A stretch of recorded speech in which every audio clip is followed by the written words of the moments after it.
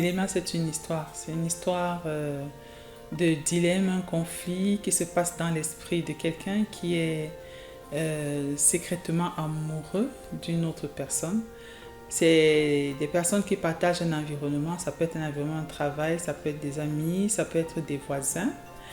Et voilà, la personne se demande, est-ce que je dois exprimer ce que je ressens? Est-ce que je dois le garder pour moi? Est-ce que si je le dis, ça ne va pas gâcher ce que nous avons comme relation? Est-ce que si je ne le dis pas, je ne vais pas perdre l'opportunité de vivre quelque chose? Donc c'est un dilemme dans l'esprit de quelqu'un qui est secrètement amoureux.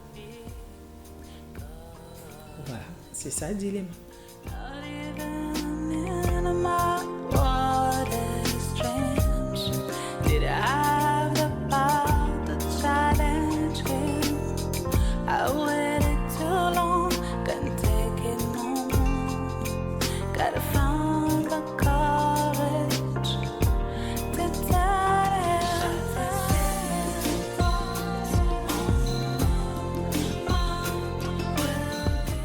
Alors, cela m'a agréablement surprise de savoir que la chanson Dilemma pouvait être mise en scène. C'est vrai qu'à l'origine, quand j'ai mis cette chanson dans l'album Saré, je l'avais vue plus comme une musique d'écoute, comme une musique qui allait permettre aux gens d'avoir un moment de détente le soir après le boulot ou bien le matin.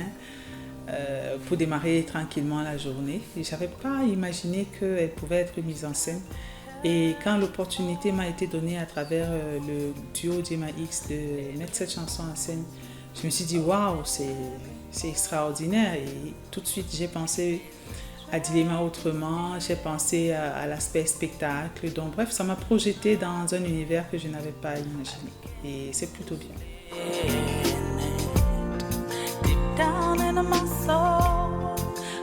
Bien, je dois dire que ça ne me surprend pas parce que déjà c'est chanté en anglais. On peut s'attendre tout de suite à ce qu'une chanson chantée en anglais ne soit pas camerounaise. Bien, en plus, le style, c'est la pop, purement pop. Elle n'est même pas music world, c'est totalement pop. Donc, c'est clair, c'est pas surprenant. Et puis, pour moi, c'est aussi un honneur d'être compté parmi les artistes qui peuvent faire ce style de musique-là, parce que